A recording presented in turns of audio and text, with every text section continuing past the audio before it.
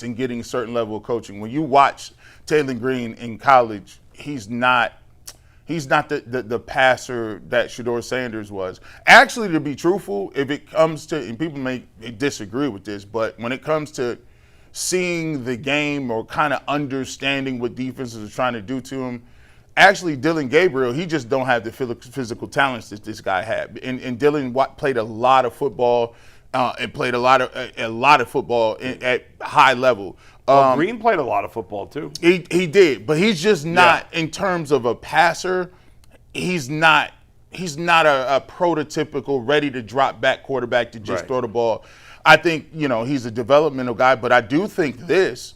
I think Todd Monken is trying to be quiet about it because if you do look at it, they have a decision to make. Like if they want to keep this guy and put him on your roster, they can't. I don't think they can expose him to like the practice squad because somebody will take a look at him. Like I think what they're trying to do is keep it low key, and I do think that when you have a short yardage quarterback, you got Deshaun Watson who is fragile at this moment. Like I'm not having him run nothing. Shedeur Sanders is I think he's an underrated guy in terms of mobility, but I wouldn't say that you're gonna run design quarterback plays with him. Here's a guy that you have where you can get him on the field and move and try to do some things in short yardage packages that'll work a little bit. But I think they're trying to downplay it a little bit, and I actually think that they're trying to downplay everything because of the way it went last year.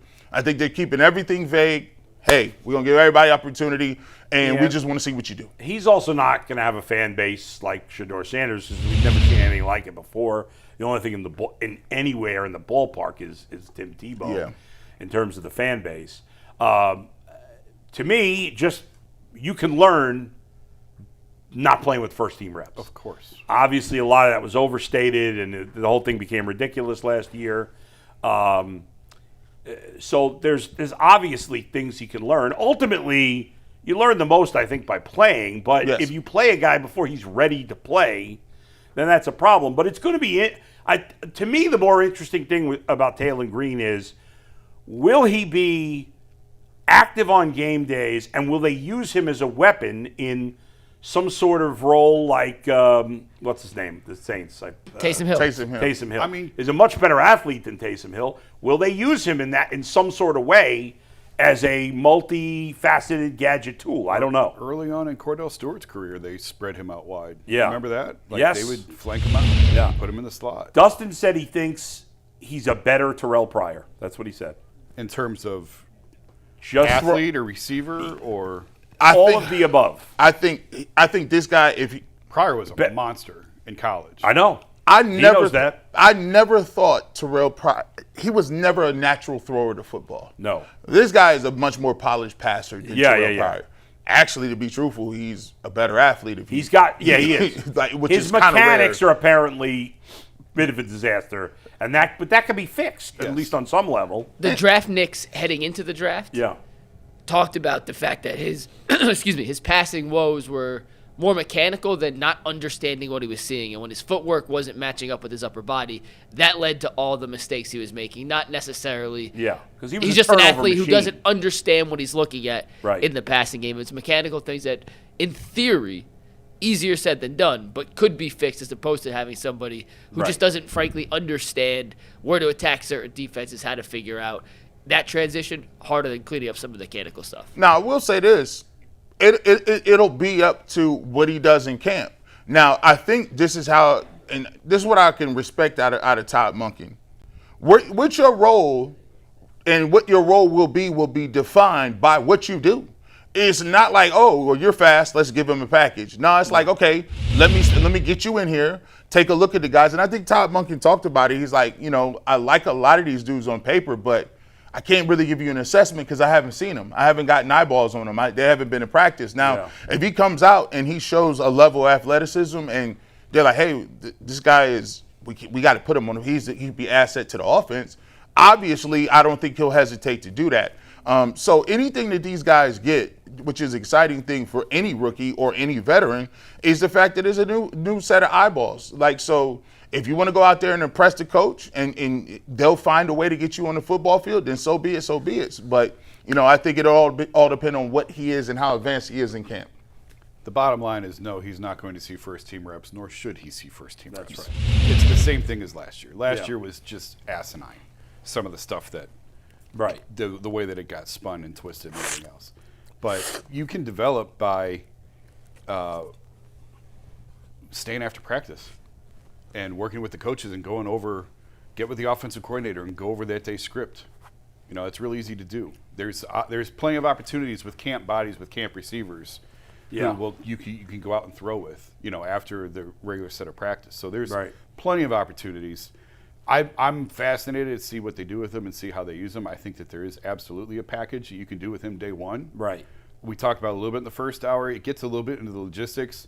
If you're the emergency third quarterback, then once you enter the game, the other guys can't come back in. Right. I think so. You're going to have him on the 45. You have to carry him as an active 45. Yeah. Which do you want to carry 3 quarterbacks on the active 45?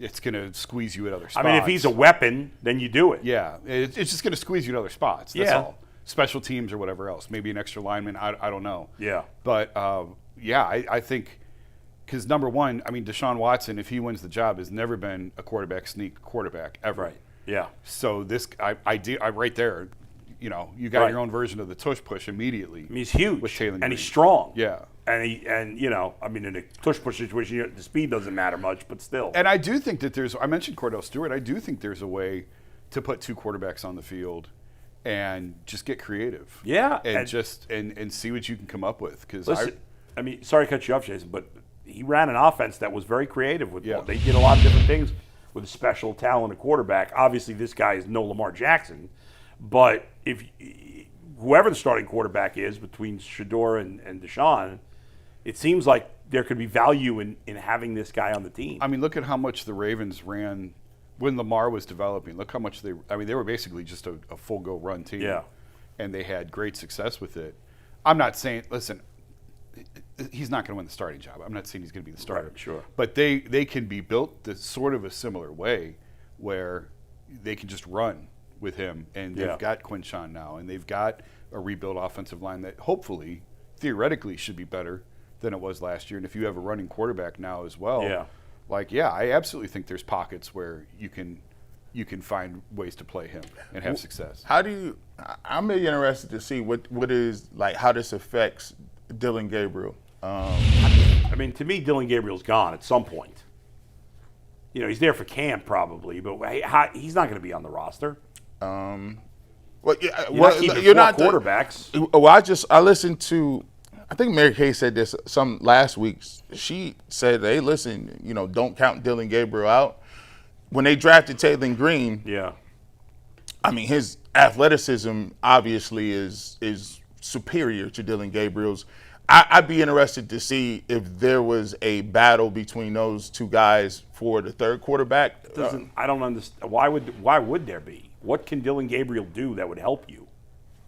I need 3 quarterbacks. Jason, do you think there's any way Dillon Gabriel's on the team when the season starts? I mean, unless one of the other guys gets hurt. Yeah, injuries always factor in. I'd say it's unlikely right now, but I just don't see. You're not going to keep 4 guys on the 4 quarterbacks on the 53. Who knows what's going to happen between now and the end of August? We got 4 months, but no. Right. I mean, right now, if you make me sit here and predict now, no, I would say he's probably. I've been saying the whole offseason Dillon Gabriel's gone. There's no way that Monken thinks he can play. So what would be the point of keeping him as the third quarterback? When you drafted this kid, he's a freak athlete. I know ideally he's not going to have to start, and the Browns routinely use 3-4 quarterbacks. You could always pick somebody up if Green can't play. That's why it's crazy. Like Dillon Gabriel, he's a third.